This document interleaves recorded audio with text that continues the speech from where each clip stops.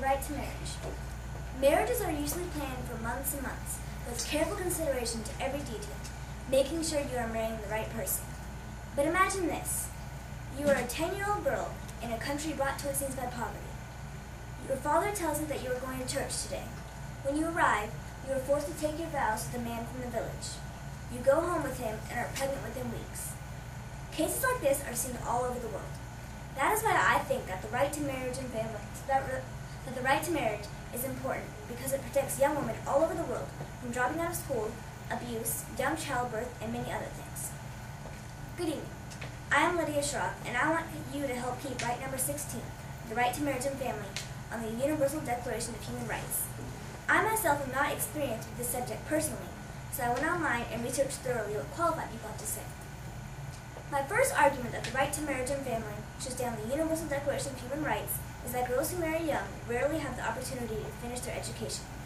That is because most girls who marry young get pulled out of school and aren't allowed to go back due to the fact that a lot of young brides get pregnant soon after marriage and have to stay home and take care of the family and the household. Many countries are trying to raise the minimum age of marriage for this reason. Also, women who are uneducated usually end up having children who are uneducated. In a recent Human Rights Watch article, one Yemeni woman told them, "I reached 6th grade and left school to get married. Now when I see my daughter, I say to myself, who's going to teach her? Because I can't." Women who are uneducated also have trouble making full contribution to society. For all of those reasons, young marriage is usually harmful. Young marriages are also usually forced. In a forced marriage, you might not be at all compatible, which could lead to abuse, unhappiness, and divorce. Young brides are often left a widow because their husbands are usually considerably older. Early marriage has also been linked to wife abandonment and increased levels of divorce and separation. Studies show that women who marry at young ages are more likely to believe that it's all right for a husband to beat his wife, and are therefore more likely to experience domestic violence themselves. Abuse isn't the only danger young brides may face. My final argument to keep the right to marriage and family on the Universal Declaration of Human Rights is that young pregnancies can kill or seriously injure girls and their children. Young mothers face higher risks during pregnancies, including complications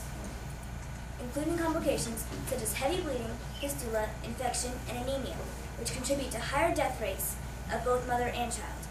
Child brides may also suffer higher vulnerability to HIV/AIDS. Also, girls aged 10 to 14 are 5 times more likely to die in pregnancy or childbirth than women aged 20 to 24, and girls aged 15 to 19 are twice as likely to die. Young marriages are usually forced and can lead to being pulled out of school, abuse, divorce, and even death. Do your part to keep my right number 16, the right to marriage and family, on the Universal Declaration of Human Rights. You can help by supporting organizations such as the Girl Effect and the International Rescue Committee.